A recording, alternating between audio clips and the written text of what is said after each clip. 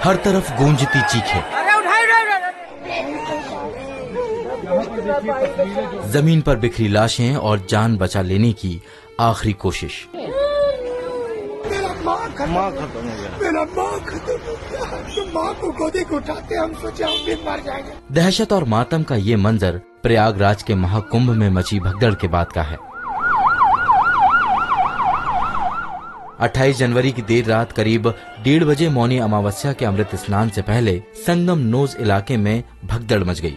जो जमीन पर गिरा, भीड़ उन्हें कुचलती हुई निकल गई। प्रशासन ने शाम 7 बजे मरने वालों का आंकड़ा 30 बताया, जबकि भास्कर रिपोर्टर्स के मुताबिक 35 से 40 लोगों की मौत हुई है। ये भगदड़ मेले की जिम्मेदारी संभाल रहे 5 अहम अफसरों की अनदेखी या गलत फैसले का नतीजा थी।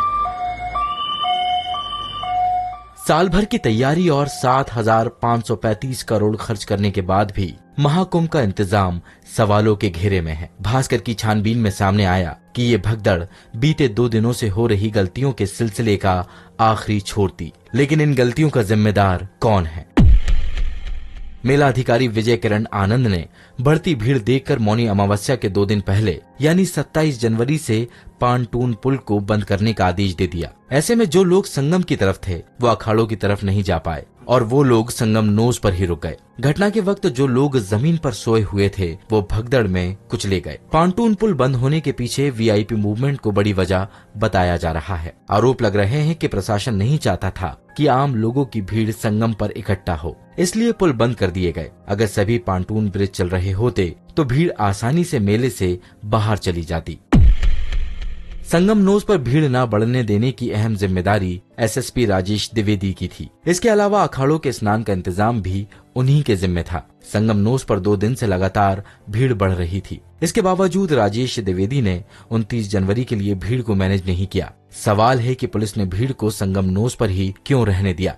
सवाल ये भी है कि जब लाखों लोग अमृत स्नान के लिए संगम नोज की तरफ बढ़ रहे थे तब राजेश द्विवेदी क्या कर रहे थे? भास्कर को छानबीन के दौरान ऐसे कई चश्मदीद मिले जिन्होंने इंतजाम ठीक न होने के आरोप लगाए हैं। उसी में मतलब जा रहे हैं श्रद्धालु, उधर से नहा के आ रहे हैं, तो जब रौंदा पड़ेगा तो फिर क्या होगा? मृत्यु ही होगी। बैरियर जहाँ लगा रखे वहीं बस 2-2, 3-3 बस ड्यूटी तैनात थी पुलिस वालों की। बस सुरक्षा के लिए कहीं नहीं, रोकथाम के लिए कहीं नहीं थी।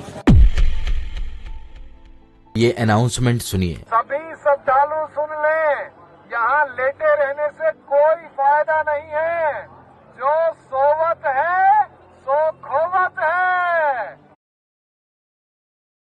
उठिए उठिए, स्नान करिए और ये आपके सुरक्षित रहने के लिए बहुत आएंगे और भगदड़ मचने की संभावना है। सवाल है कि अगर कमिश्नर विजय विश्वास पंत को भगदड़ की आशंका थी तो फिर इंतजाम दुरुस्त करने और भीड़ नियंत्रित करने की जगह माइक पर यह ऐलान क्यों किया जा रहा था? सवाल ये भी है कि जब संगम नोज पर भीड़ बढ़ी और लोग बैरिकेड के पास ही सोने लगे तब कमिश्नर विजय विश्वास पंत कहां थे? उन्होंने भीड़ कंट्रोल करने के लिए एक्शन क्यों नहीं लिए?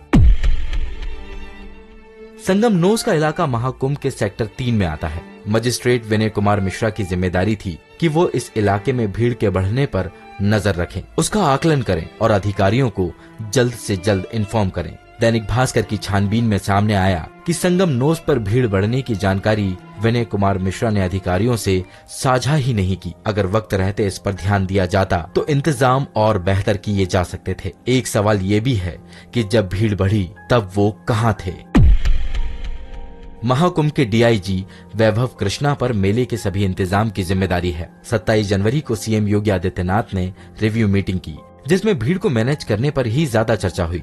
इस मीटिंग में वैभव कृष्णा भी मौजूद थे। 28 जनवरी को भी मौनी अमावस्या की तैयारी के लिए मीटिंग हुई लेकिन पुख्ता इंतजाम नहीं हुए। मौनी अमावस्या जैसे मौके पर कंट्रोल रूम को सतर्क होना चाहिए था। कंट्रोल रूम के जिम्मेदार खुद डीआईजी वैभव कृष्णा हैं।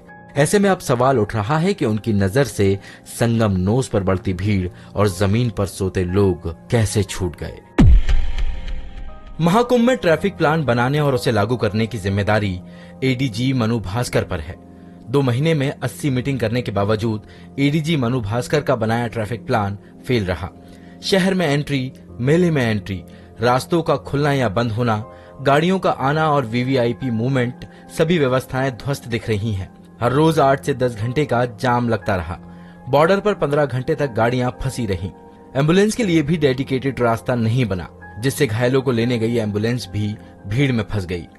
भगदड़ के बावजूद मौनी अमावस्या पर करीब 7 करोड़ लोगों ने स्नान किया। घटना के बाद पूरे मेला क्षेत्र को नो व्हीकल जोन घोषित कर दिया गया है, यानी मेले में एक भी गाड़ी नहीं चलेगी। ये व्यवस्था 4 फरवरी तक लागू रहेगी।